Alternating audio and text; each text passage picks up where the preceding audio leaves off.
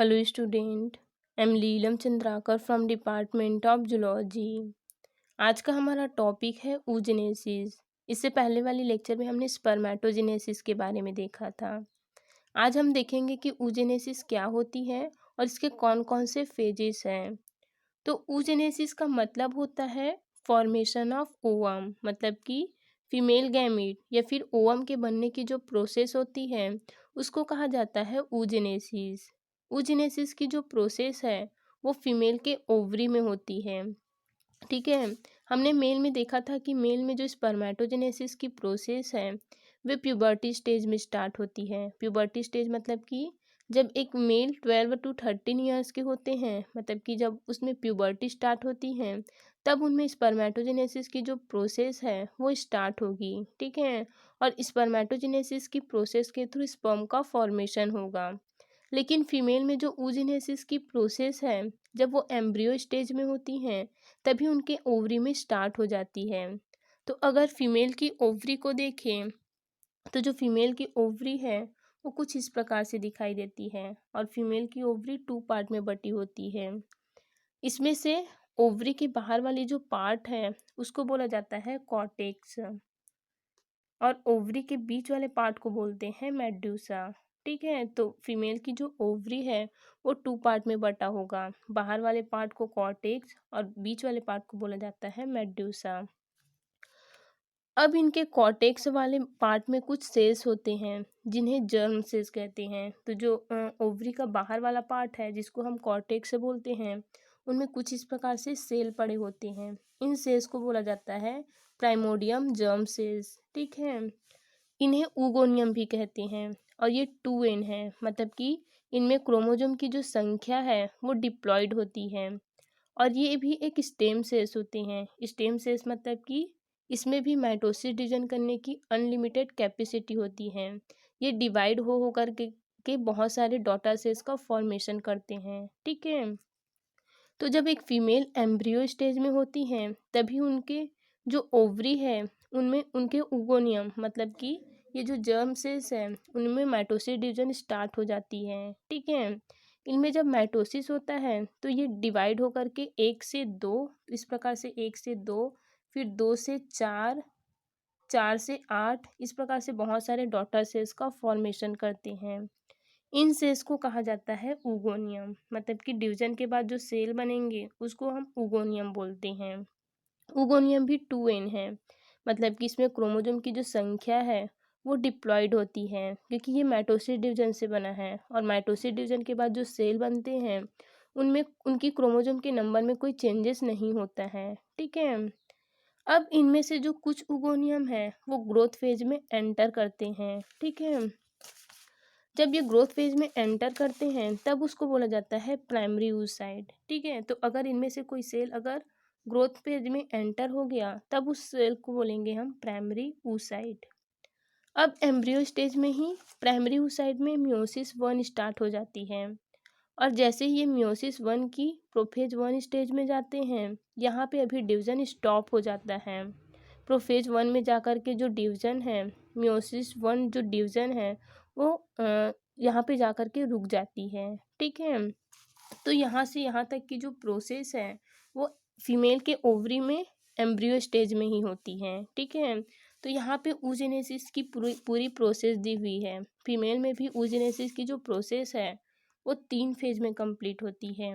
इसमें से first phase होता है मल्टीप्लिकेशन फेज, मतलब कि अभी मैंने बताया मल्टीप्लिकेशन फेज में क्या होगा, जो जर्म सेल्स हैं वो माइटोसिस डिवीजन के थ्रू डिवाइड होते हैं। ठीक है, उसके बाद सेकेंड है ग्रोथ फेज और थर्ड होता है मैचुरेशन फेज। तो इसमें सबसे पहले हम देखेंगे मल्टीप्लिकेशन फेज को। मल्टीप्लिकेशन मतलब कि डिवीजन होना। तो यहाँ पे ये है प्राइमोडियम जर्म सेल्स। ठीक है, ये ओवरी के कॉर्टेक्स वाले पार्ट में होता है। ये जो जर्म सेल्स है इनमें माइटोसिस डिवीजन करने की अनलिमिटेड कैपेसिटी होती है, मतलब कि ये माइटोसिस डिवीजन के थ्रू अपनी संख्या को बढ़ाते हैं।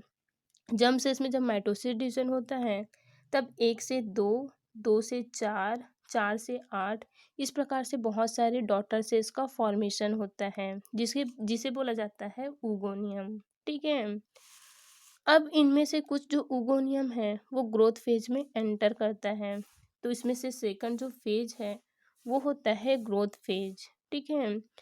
इस फेज में प्रत्येक जो ओगोनियम है वो अपने अंदर खाद्य पदार्थ एकत्रित कर अपना साइज बढ़ाने लगती है।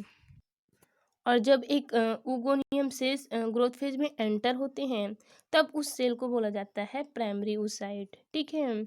ये डिप्लॉयड सेल्स होती है, मतलब कि इसमें जो क्रोमोसोम की नंबर है वो डिप्लॉयड ही होगी, उसमें कोई चेंजेस नहीं होता।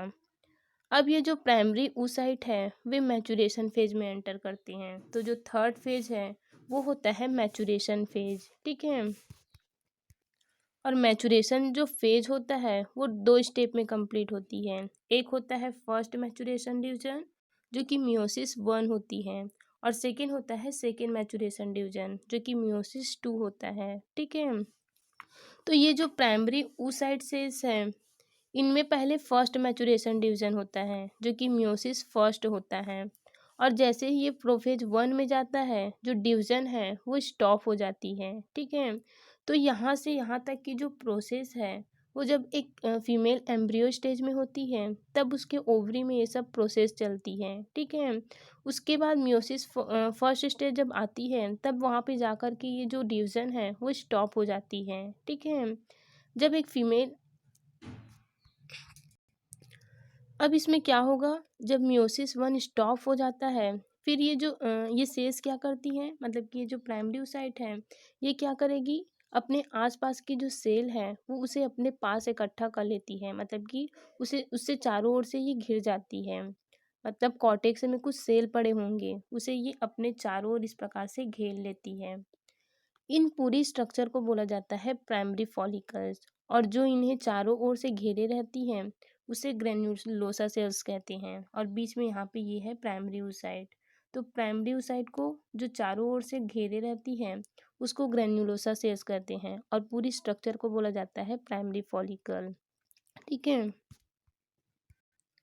ये सब जो प्रोसेस है वो एम्ब्रियो स्टेज में होगी। अब जब तक प्यूबर्टी स्टार्ट नहीं होती तब तक ये ऐसे स्टॉप रहेगा। प्यूबर्टी स्टेज आने तक, मतलब कि जब एक फीमेल 13 to 14 ईयर्स की हो जाती है तब तक इनकी जो फॉलिकल्स है वो रीजनरेट होना शुरू हो जाती है। मतलब कि मिलियंस फॉलिकल में से सिर्फ 60 to 80 थाउजेंड फॉलिकल्स पर ओवरी बची होती हैं। ठीक है। अब जब प्यूबर्टी स्टार्ट होती है तब जो प्राइमरी oocyte है, मतलब कि ये जो प्राइमरी oocyte सेल्स हैं उनमें मियोसिस फर्स्ट डिवीजन होती है जिससे दो सेल्स बनती हैं। इसमें से एक बड़ी सेल बनती है जिसको सेकेंडरी oocyte कहते हैं, और एक छोटी सी सेल बनती है जिसको बोला जाता है पोलर बॉडी। ठीक है। तो यहाँ पे जो क्रोमोसोम की नंबर है वो आधी हो जाती हैं क्योंकि इसमें मियोसिस फर्स्ट डिवीजन होती है। ठीक है। और मियोसिस फर्स्ट डिवीजन होने के बाद जो क्रोमोसोम की संख्या है वो हाफ हो जाती है, मतलब कि पहले ये डिप्लॉयड था, जब इसमें डिवीजन हो जाएगा तब इसमें क्रोमोसोम की संख्या जो है वो हैप्लॉयड हो जाएगी। ठीक है। ये जो दोनों सेल्स बने हैं वो इक्वल नहीं बनते। इनमें एक बड़ा सेल्स होता है जिसको सेकेंडरी oocyte कहते हैं, और एक सेल जो है वो छोटा होता है जिसको फर्स्ट पोलर बॉडी कहते हैं। ये जो फर्स्ट पोलर बॉडी है ये बाद में रीजनरेट हो जाते हैं। ठीक है। अब ये जो सेकेंडरी oocyte है इनमें सेकेंड मैचुरेशन डिवीजन होता है जो कि मियोसिस सेकेंड होता है, मतलब कि इसमें मियोसिस सेकेंड डिवीजन होता है जिससे फिर से दो सेल्स बनती हैं और दोनों अनइक्वल होते हैं। मतलब कि इसमें भी एक बड़ी सेल्स बनेगी और एक छोटी सेल्स बनती है।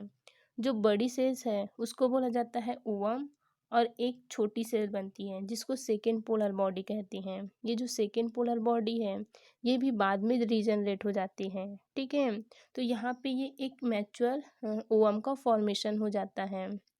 oogenesis में एक सेल से सिर्फ एक ओवम बनता है, जबकि हमने स्पर्मेटोजेनेसिस में देखा था कि एक सेल से 4 स्पर्म बनते हैं। ठीक है। तो यहाँ से यहाँ तक की जो प्रोसेस है उसको बोला जाता है oogenesis, और oogenesis की प्रोसेस के थ्रू ओवम का फॉर्मेशन होता है।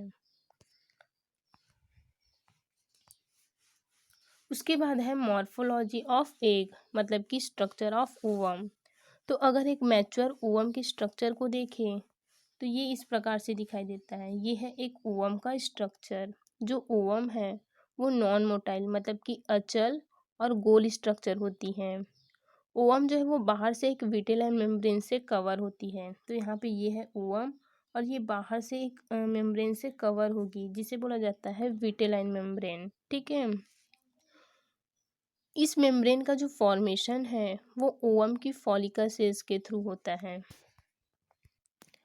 विटेलाइन मेम्ब्रेन के बाहर एक थिक एक्स्ट्रा सेल्यूलर लेयर्स होती है जिसे जोना पेलुसिडा कहा जाता है और सबसे बाहर की तरफ होती है फॉलिकल सेल्स। तो ये है फॉलिकल सेल्स। ठीक है। फॉलिकल सेल्स के थ्रू जो सेकेंडरी साइट है मतलब कि जो ओवम है वो चारों ओर से कवर होती है। ठीक है।